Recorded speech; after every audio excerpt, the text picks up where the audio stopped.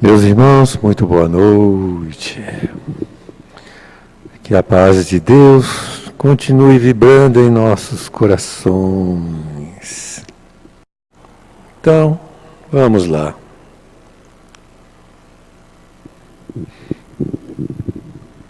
Capítulo 6, título: Antes do Cristo. Interessante que nós temos esse quadro, que o objeto do livro é a evolução.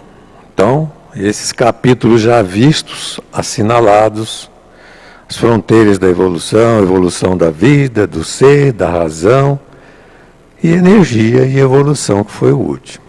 Hoje, nós vamos ver a evolução social, antes do Cristo.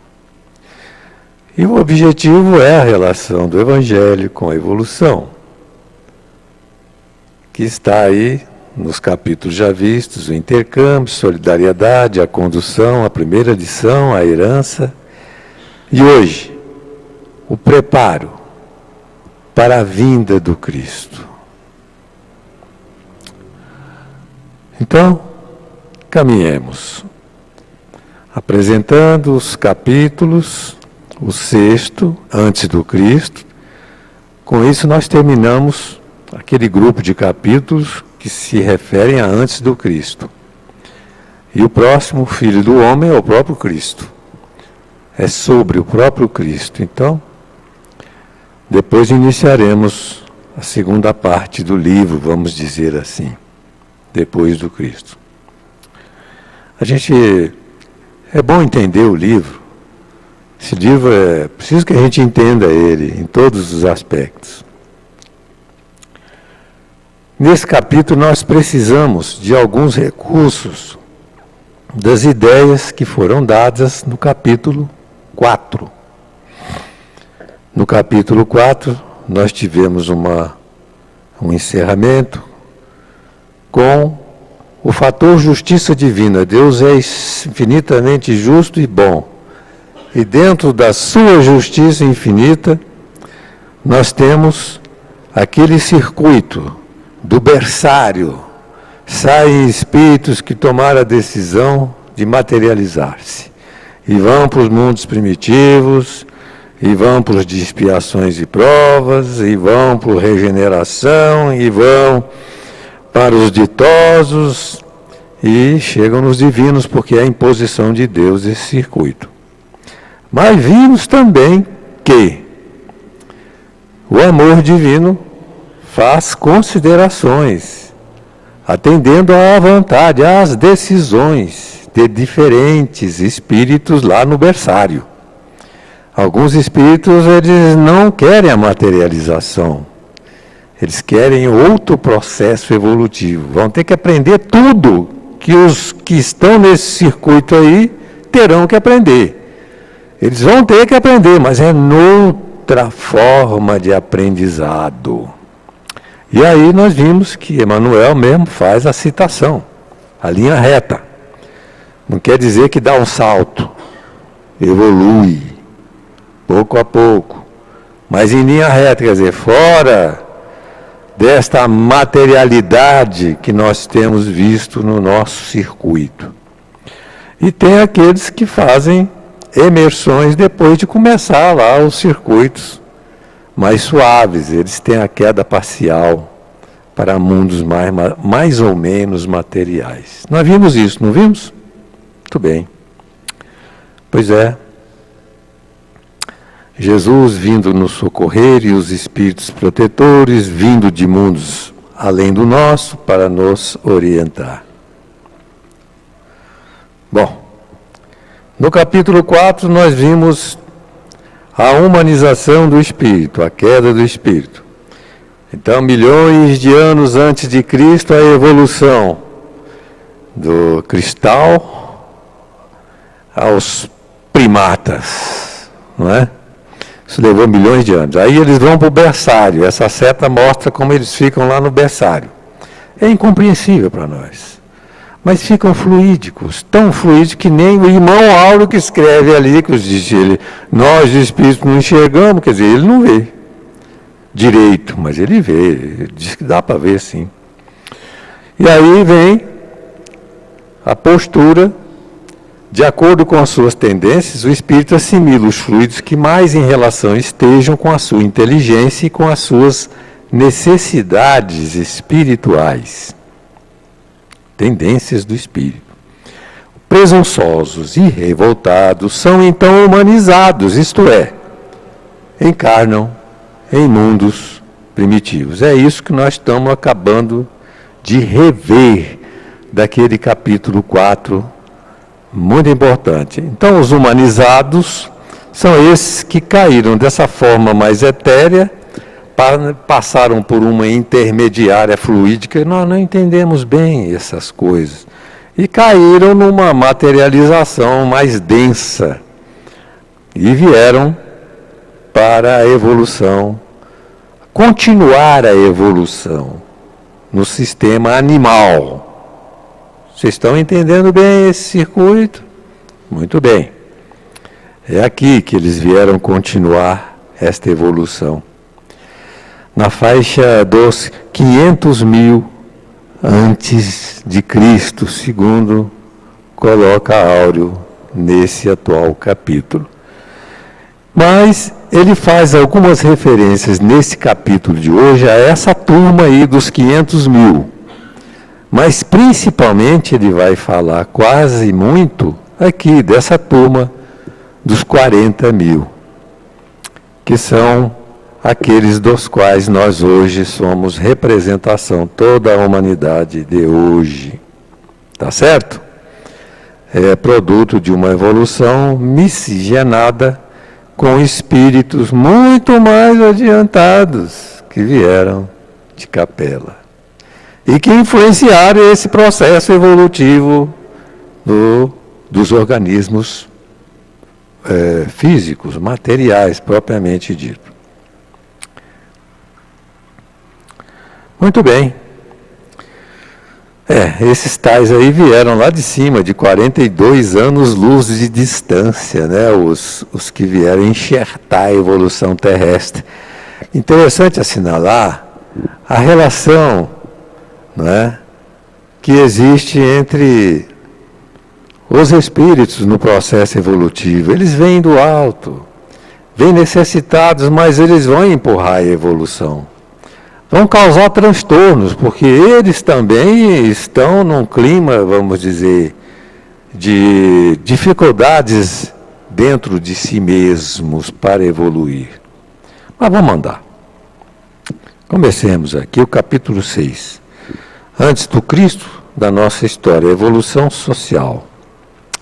Aí temos esses membros representantes dessa turma e aqueles blocos de assuntos que eu procuro descobrir no capítulo e destacar com slides. Tá certo? Deem uma olhada, eu não vou ler, porque nós vamos passar um por um destes blocos de ideias. Ok? Podemos continuar? Ótimo. Começando pelo primeiro bloco. Antes do Cristo, há 500 milênios. Então, a história das civilizações terrestres é a da lenta evolução de um conjunto heterogêneo de espíritos falidos em regime de provas e expiações. Há cerca de 500 milênios encarnaram os primeiros espíritos conscientes, muito primitivos, de incipiente desenvolvimento. Quem são estes primeiros espíritos conscientes? Habitando corpos animalescos, tiveram de aperfeiçoar pouco a pouco o seu próprio perispírito e os seus veículos carnais. Então, vamos agora ver se estamos nos entendendo. Esses espíritos são, nesse grupo aqui, anteriores à humanização dos que vieram lá dos berçários? Não. Vem ou não? São esses aqui Ou são esses aqui? 1, 2 ou 3? Que beleza! Não esperava. Tá aí, gostei, meus irmãos. É a turma do 2. É a turma do 2. Exatamente. Então vamos ver as referências a esses tipos aí. Podem ler. São marcos do transformismo evolutivo, o chamado Pithecanthropus erectus. Depois dele, o Sinanthropus pequinensis e o Homo heidelbergensis. Heidelbergensis. Seguido pelo homem de Cro-Magnon, que aprenderam a pintar e a fazer toscas esculturas. Está vendo? A turminha que começou esse processo evolutivo, turminha detectada pela nossa ciência, não é? Essas caras já representam expressões de pesquisas dos homens.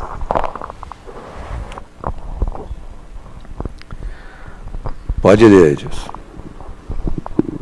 Há 40 milênios, quando os selvagens se estabeleceram na Ásia Central e depois migraram para o Vale do Nilo, para a Mesopotâmia e para a Atlântida, é que surgiu no mundo o homem, o Homo sapiens. Pois é, essa Atlântida é referida por Emmanuel. A ciência propriamente dita não aceita esse negócio ainda e tal, não sei, com muitas dúvidas e tal. Então não é ciência ainda.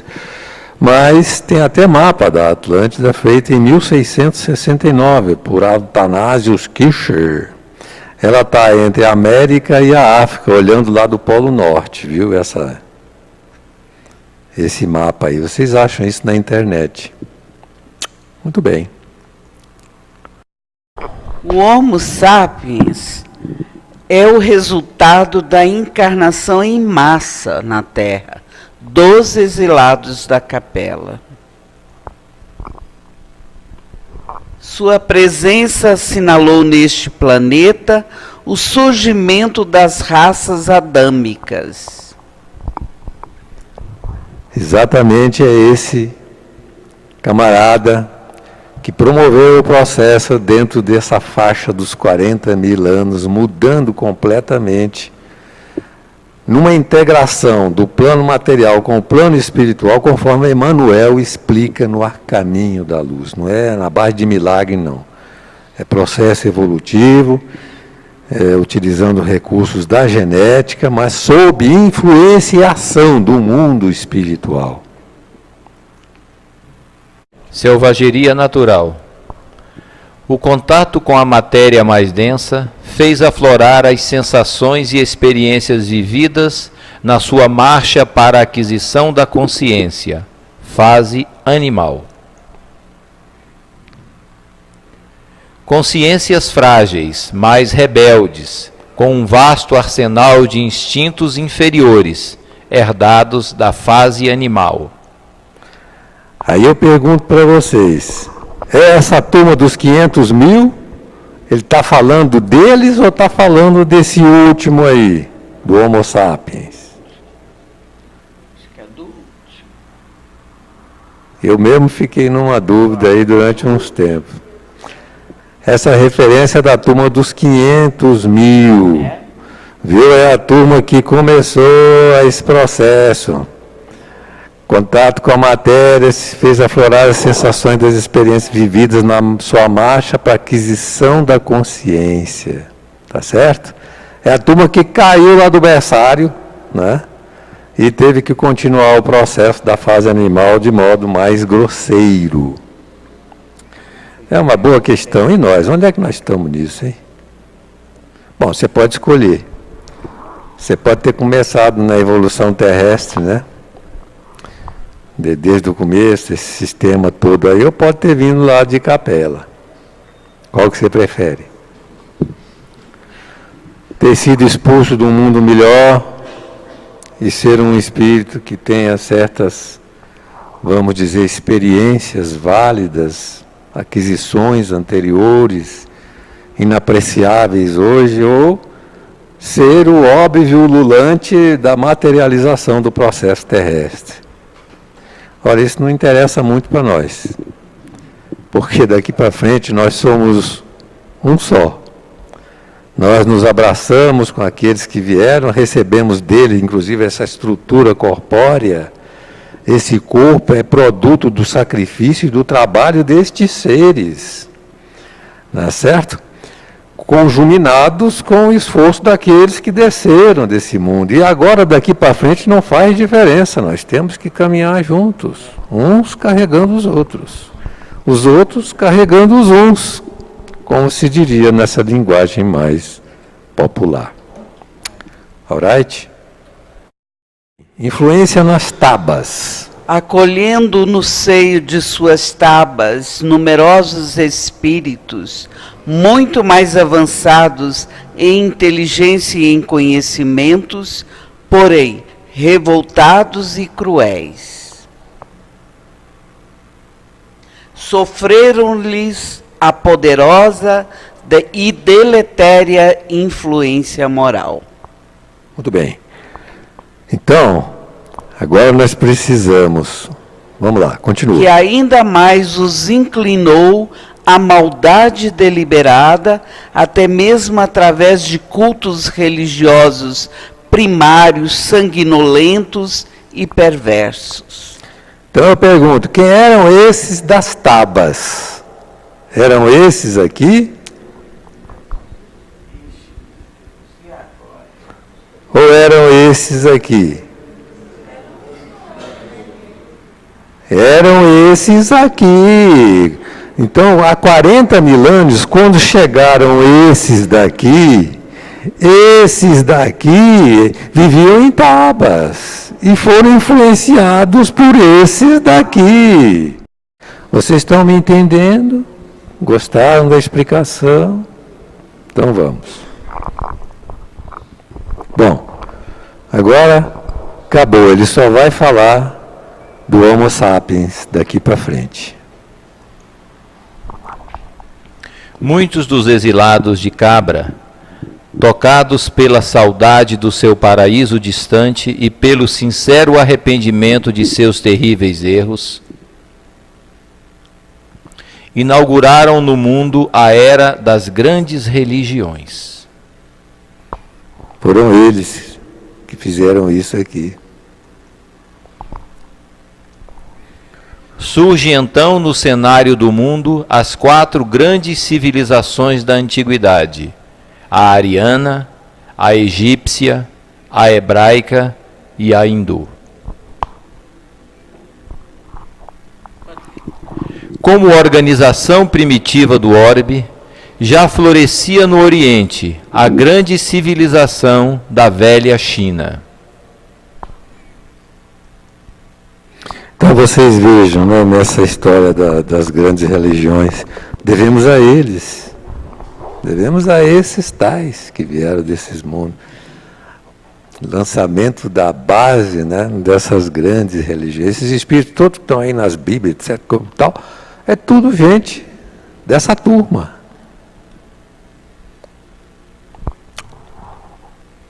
Nos surtos de civilização, hindu, egípcia, hebreia e ariana, remontam a 10 mil anos os primeiros surtos de civilização terráquea.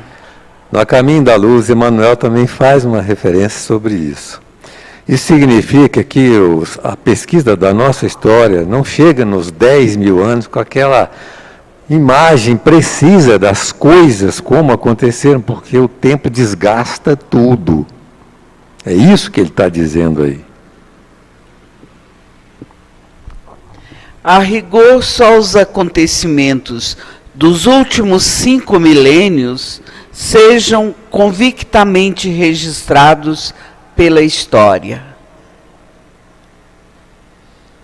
O Império Tinita, inaugurado por Menés, unificador dos 2 reinos egípcios. Vocês vejam essa imagem aí mostrando a estrutura de coisas de 5 milênios passados, né? Coisa incrível mesmo.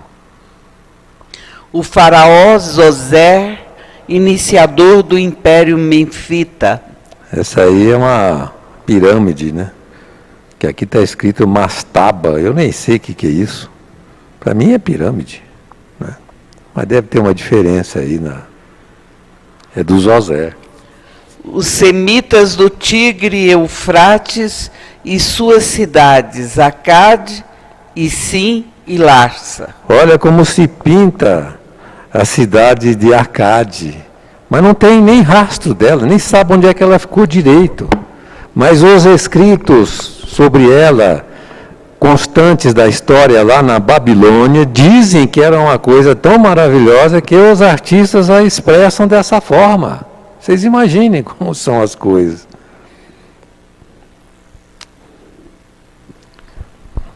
Vamos lá, os sumérios. Os sumérios. Seu rei, Hammurabi, promulgou o primeiro grande código humano das leis, que tanta influência iria exercer sobre a legislação mosaica. Muito bem. O Código de Hammurabi é uma coisa muito conhecida, todo mundo que estudou história aprendeu isso, né? Um primeiro código que apareceu no mundo, cheio de leis, inclusive sobre coisas de construção, né? Uma coisa importante, né? E que influenciou Moisés, o Código Mosaico.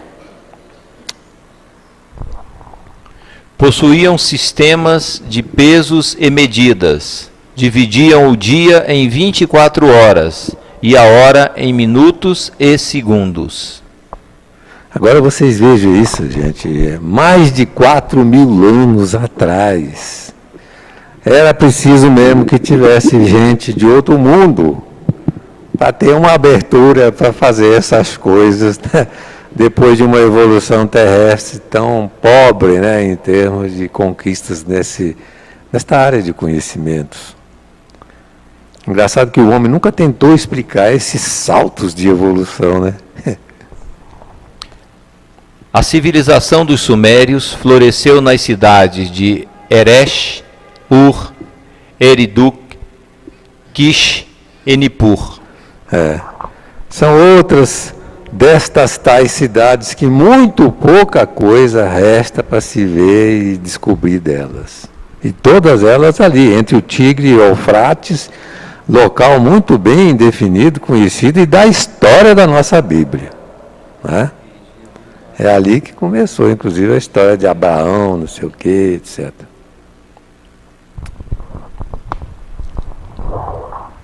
Na Ásia. Nesta época, a China era um pequeno império, enquanto a Ásia Central era palco de contínuos incursos de tribos mongóis e alpinas. No atual território iraniano, habitavam os arianos protonórdicos, que formaram o reino do Elam. Foram esses povos rudes que introduziram o cavalo na Ásia Menor. Tão importante, né? Porque as guerras e etc., e os trabalhos de lavoura acabaram evoluindo muito, né? Na Índia nasciam a filosofia e a religião.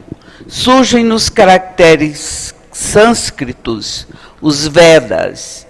Infelizmente, nascia também a divisão da sociedade em castas. Então, vocês vejam, Emmanuel faz citação no A Caminho da Luz, né? Do Vyasa, que está por trás desses Vedas. Emmanuel relata há 6.000 anos antes de Cristo, mensageiro do Cristo, preparando a vinda do Cristo, né? Interessante que o Bhagavad Gita tem como autor, lá no finalzinho, Vyasa. Evidente que ninguém sabe quem é esse Vyasa. Mas não sei se Emmanuel deu uma dica, botando o nome de Vyasa ali, porque aquela história do Gita é realmente divina, é coisa do alto.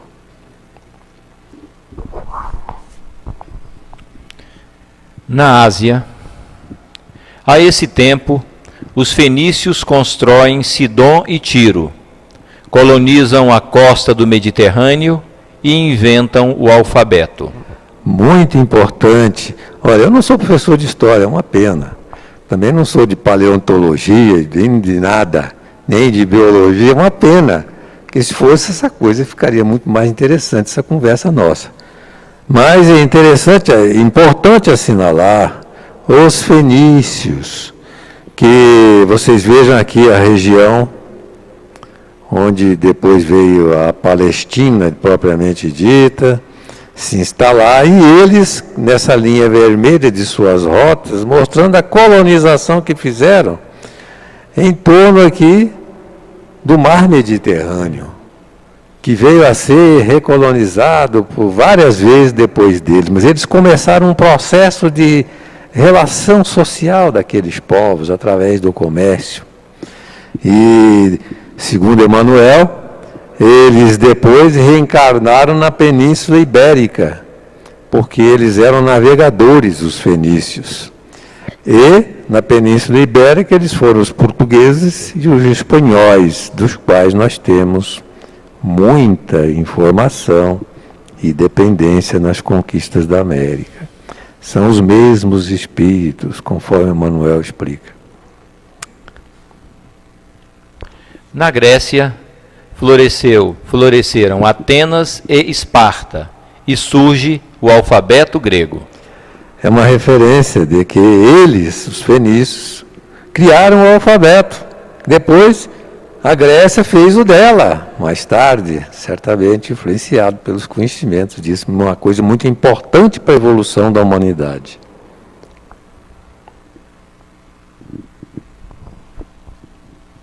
No Egito, alcançaram grande desenvolvimento as atividades agrícolas e navais, o comércio, as artes, o direito, a escrita, a astronomia, a medicina e a matemática. Vocês vejam, as ciências estão aí, né? Tal. Mas muito interessante essa figura aí, porque vocês vejam esse pássaro que está em cima ali da múmia, é a alma, é o Ba, é a parte, vamos dizer, mais material da alma, representada pelos egípcios, alimentando a sua múmia. Ali os egípcios usavam os termos Ba, Ka e Yak para as três formas, né, componentes do corpo espiritual, parte vital, o perispírito propriamente dito e o espírito. Ba, Ka e Yak. Vocês veem isso na internet com facilidade. Mênfis e Heliópolis eram os seus mais importantes centros teológicos de grande cultura. No Egito, construíram uma civilização muito superior ao nível da época e das que se lhes seguiram. Nas grandes pirâmides, deixaram seus sonhos e esperanças e roteiros para o futuro. Interessante que esta parte, essa afirmativa que é poética e tal, é assim muito desprezada pelos tecnicistas da história, né? Eles não acham que tem nada lá representativo dessas ideias, não. Talvez elas ainda não tenham sido desvendadas completamente, né? Apesar de algumas referências à distância do Sol, etc. A posição norte e sul dentro da própria Terra e muitas coisas, mas tem mais coisas que para serem descobertas, eu acredito. A grande maioria retornou à capela. Numerosos permanecem integrando as falanges do Cristo. Outros se transformaram em tenebrosos dragões do mal. Essa é uma referência do espírito áureo. Eu nunca vi isso, essa referência dos dragões do mal estarem ligados a esses exilados lá e daquele grupo de espíritos do Egito. Então foi localizado por Áureo esses. Olha, o Egito muito bom. Manuel disse que a maioria voltou, etc. Mas tem uma turma que ficou, infelizmente, nesse quadro de dragões do mal. Super inteligentes. Origem dos arianos. Contingentes de egressos da capela abandonavam a Ásia, espalhando-se em todas as direções, e se tornariam os artífices das extraordinárias civilizações arianas da Europa. Exatamente. Então nós já sabemos o caminho da evolução aí e tal, saiu da África e foi para a Ásia, mas ali encontrou essa turma lá de cima, que desceu. E aí eles entraram e começaram a se espalhar já dentro desse quadro daquele grupo do Homo sapiens, indo para diversas direções, inclusive lá a Atlântida. Os hebreus. Sua história começa há 40 séculos com o patriarca Abraão levando sua família para a Palestina. Por 3.000 anos permaneceram seminômades. 40 séculos são 4.000 anos. É antes de Cristo ou antes de agora? Antes de Cristo. Faltou o antes de Cristo aí no livro. Eu fiquei preocupado se eu estava perdido, mas não estava não, viu? Por causa desses 3.000 anos aí, dá para entender bem.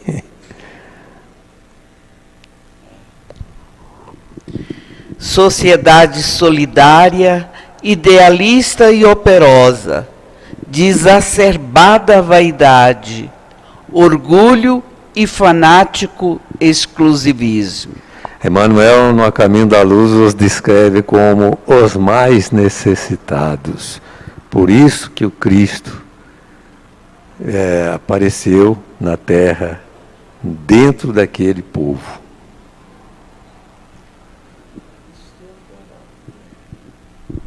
Espíritos de grande desenvolvimento intelectual, mas de insaciável apetite de posse e de poder. De todos os povos antigos, o único povo declaradamente monoteísta. Premidos pela fome, foram para o Egito, até serem conduzidos por Moisés.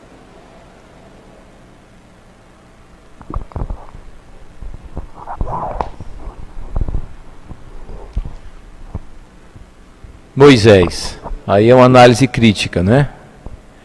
Depois de adquirir todos os conhecimentos técnicos dos egípcios e de toda a ciência iniciática do faraó e dos grandes sacerdotes, Moisés conduziu o povo hebreu à liberdade. Nós não fazemos ideia, gente, do que esses homens lá, importantes do Egito, faziam. Eles faziam até cirurgia no crânio, a tal da trepanação. Então, é uma coisa assim, nós não fazemos ideia do conhecimento daqueles espíritos, mesmo aqui entre nós, com as restrições que tiveram. O maior estadista de todos os tempos manteve no deserto todo o povo durante 40 anos, a fim de substituir as gerações, educá-las, consolidar a fé monoteísta, assegurar para sempre a sobrevivência da raça.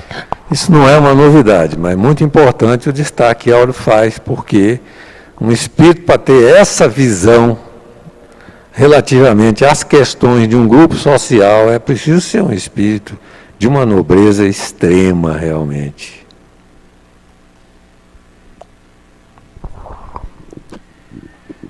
Os 10 mandamentos que recebeu no Sinai são até hoje os fundamentos da mais alta filosofia moral de toda a humanidade. Fundamentos, a base, tudo.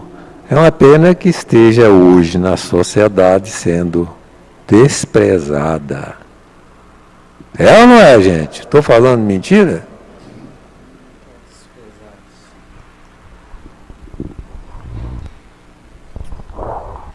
Bom, no Oriente a esse tempo, vamos lá. Os fenícios constroem Sidon e Tiro, colonizam a costa do Mediterrâneo e inventam o alfabeto. Aí vocês têm uma imagem da cidade... Qual é essa cidade? Atenas. Não é Atenas, não. Olímpia, das Olimpíadas, onde começaram as Olimpíadas. Na Grécia florescem Atenas e Esparta e surge o alfabeto grego. A Babilônia torna-se o centro comercial do Oriente. A Babilônia também, ninguém tem a imagem precisa dela, mas os artistas, pelas coisas escritas que ficaram, eles fazem quadros maravilhosos, porque era realmente uma civilização fantástica da Babilônia. E aí está o rei Baltazar vendo uma mão escrever na parede, e inclusive ele foi morto no dia seguinte. Os assírios subjugaram a Armênia, a Síria e o Egito. Os etruscos fundaram Roma. E os hebreus, depois de conquistar Canaã, estabeleceram seu reino com Saul, Davi e Salomão. E caíram cativos do babilônio Nabucodonosor. Então, essa parte da história é história, né? Quem tem gosto por aprofundar tem que ir lá, ler e tal, e mergulhar na coisa. Aqui é apenas uma passagem ligeira para sentir o trajeto das ideias de Áureo. E agora nós começamos uma nova etapa desta apresentação. Ele afirma que estão preparando a vinda do Cristo, uma série de mensageiros. E eu gostaria de dizer para vocês o seguinte: é preciso meditar para entender por que esses mensageiros prepararam a vinda do Cristo. Eu não vou resolver essa equação aqui, mas quando eu fiz esse exercício, para mim, eu comecei a enxergar muitas coisas que eu não enxergava antes, que vocês podem perfeitamente começar a desenvolver na sua mente.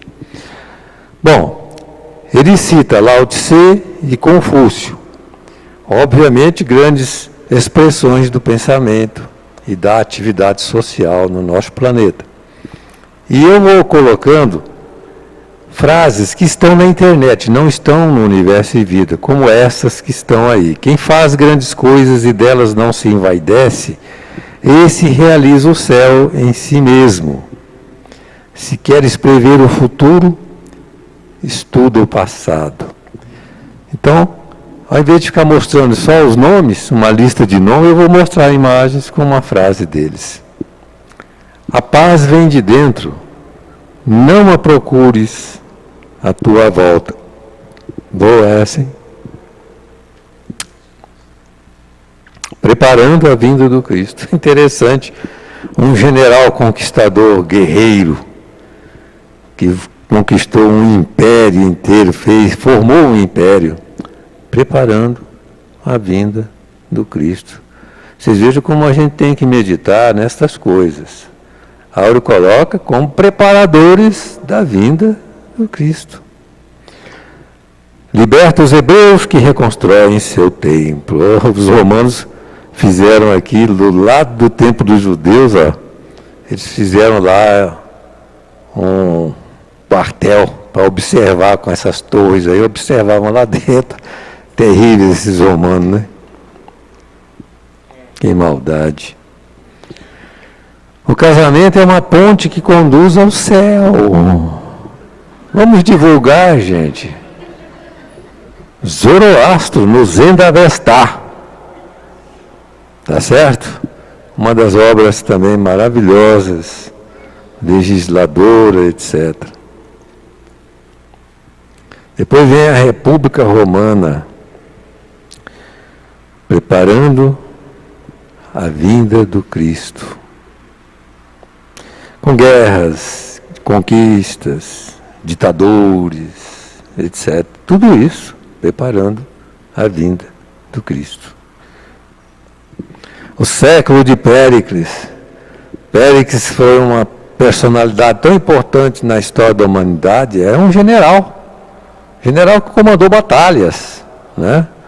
A guerra do Peloponeso, a Esparta e Atenas, etc. Mas ele tinha uma cultura vasta e incentivou todas as artes, todas as ciências do seu tempo.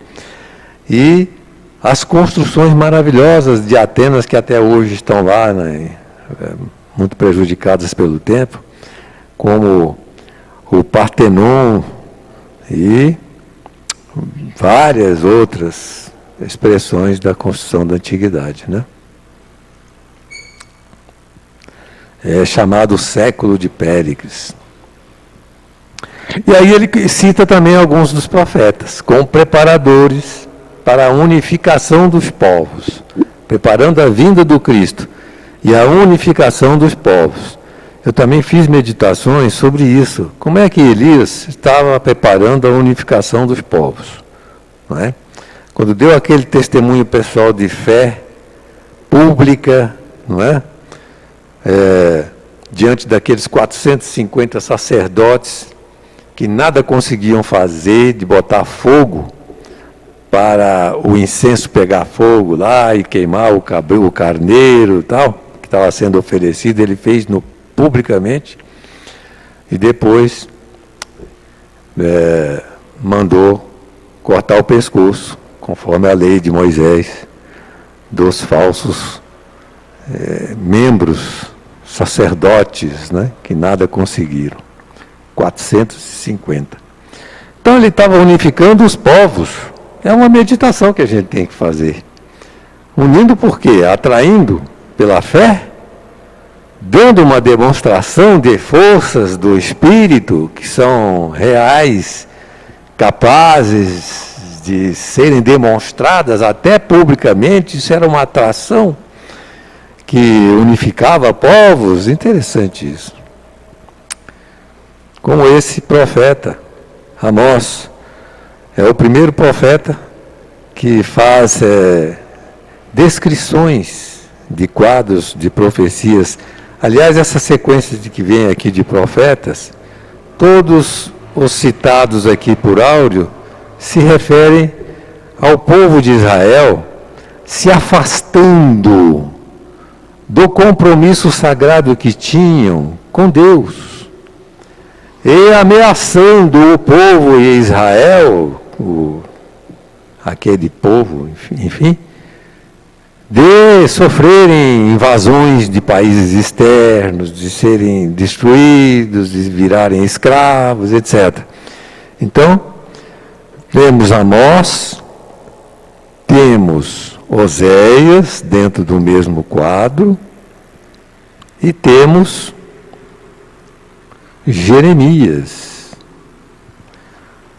que são os citados, né? Tem até um trecho aí que Jesus utilizou. Dá para expulsar os vendilhões do templo, né? Veio de Jeremias. Muito bem. Bom, unificação dos povos. Olha, ninguém tem dúvida que Buda unificou aqueles povos do Oriente, trazendo-os para pensamentos de nobreza e de crescimento moral e etc.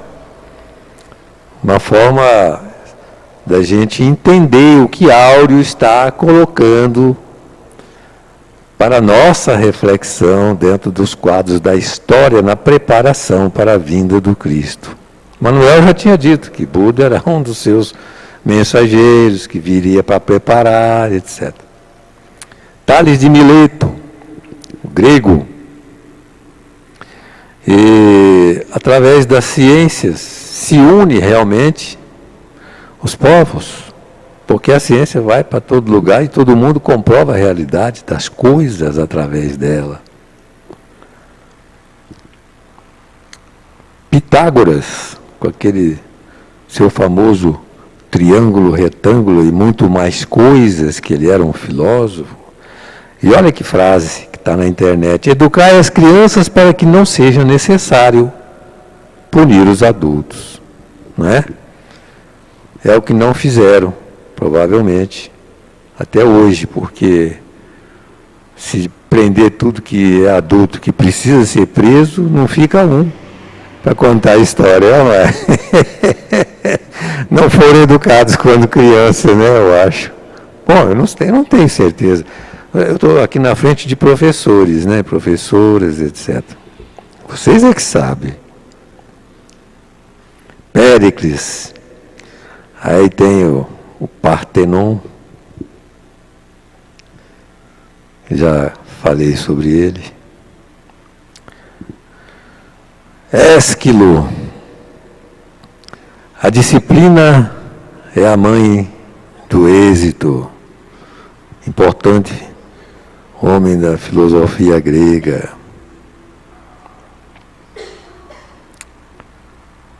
Anaxágoras. Mede-se a grandeza de uma ideia pela resistência que ela provoca.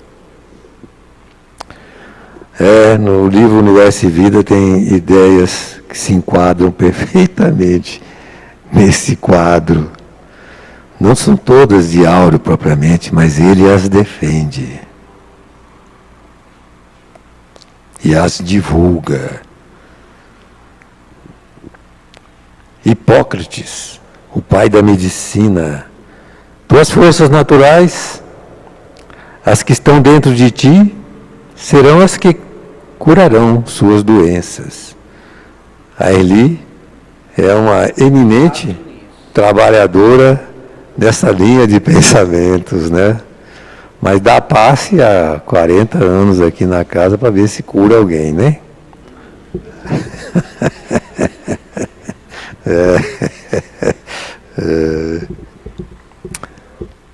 Heródoto, pai da história. A história unifica os povos. É a mais bela da ciência, segundo algumas referências, porque envolve todas as ciências. A pressa gera o erro em todas as coisas. Né? Para fazer história não pode ter pressa. E realmente Platão e Aristóteles simbolizando a unificação dos povos através do conhecimento, do pensamento, da filosofia, das ideias de Deus, da alma, do mundo espiritual e muitas coisas mais. Alexandre, unificação dos povos pela espada, citada por Áureo, preparando a vinda do Cristo. Funda um império gigantesco, universaliza as belezas da cultura grega, estabelece a comunicação entre povos distantes. Ele foi discípulo de Aristóteles, não é? Foi de Aristóteles. Aristóteles foi o seu precessor, né? Preceptor, aquele professor que ficava ensinando a ele, porque ele era filho de rei, e rei foi. E vocês vejam, ele tinha muita cultura, recebeu isso tudo com a mais alta filosofia, os conhecimentos aristotélicos, que influenciaram por 2000 anos praticamente a mentalidade do nosso planeta, não é? Das ciências, em especial, que depois foram substituídas pela ciência experimental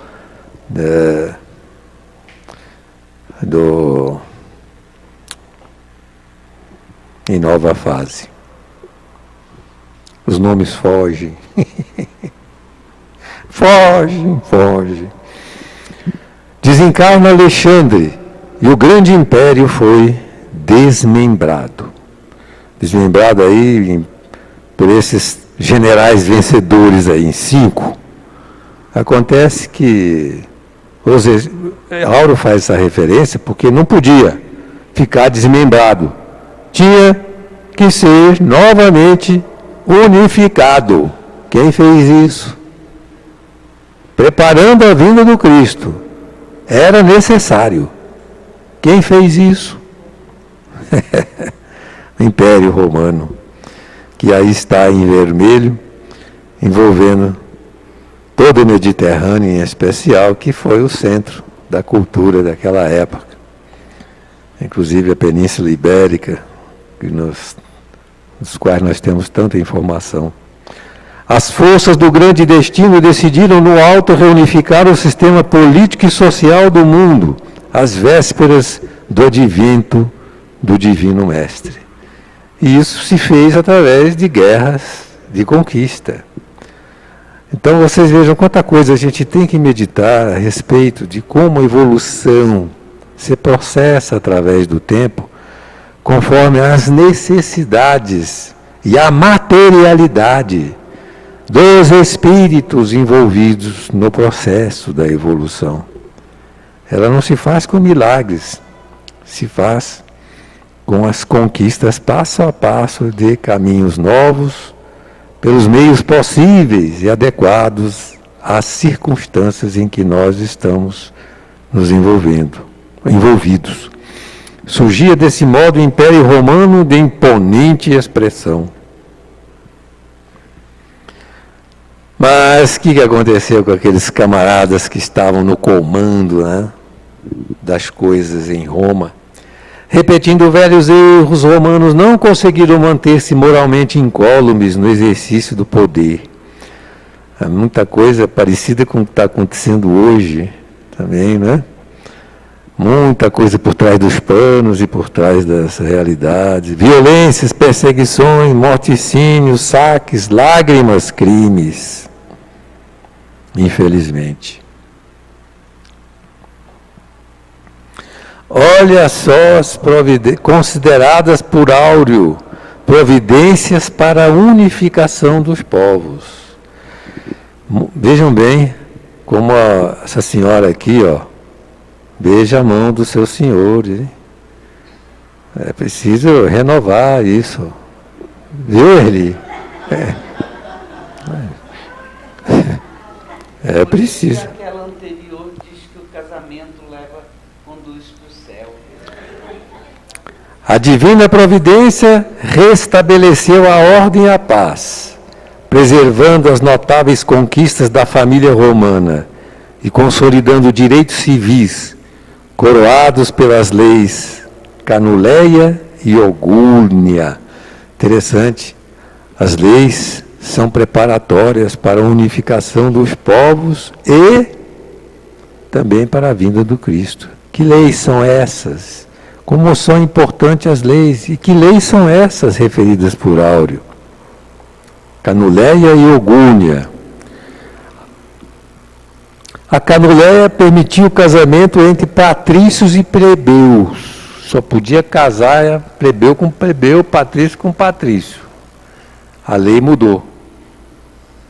Isso é um passo considerado importantíssimo, não é? Para a unificação dos povos.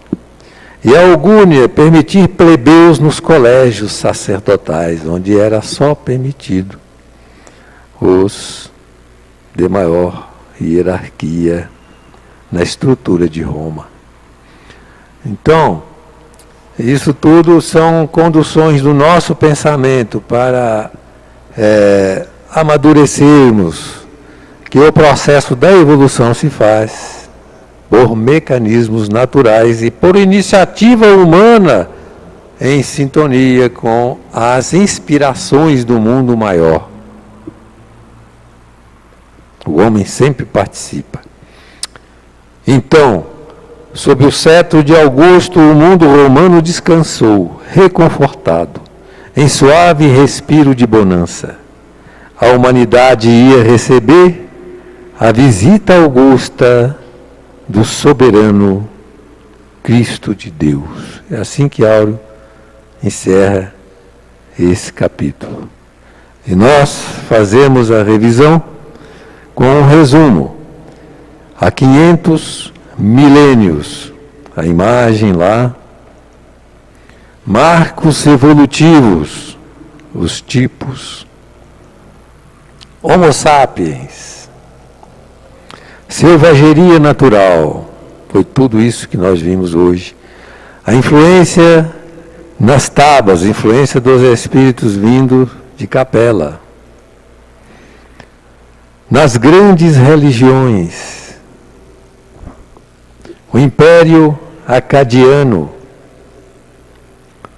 os Sumérios, na Ásia, na Índia, no Egito, os hebreus, Moisés, no Oriente, preparadores da sua vinda, simbolizados aí, representados por Sócrates e Platão, mas aquela série de profetas e generais e etc.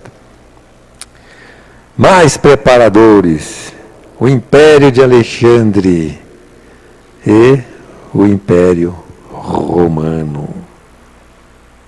Capítulo 6, fim. Estimo que vocês, ao reler, consigam agora enxergar um pouco mais das coisas tão importantes e preparatórias deste capítulo. Obrigado pela atenção.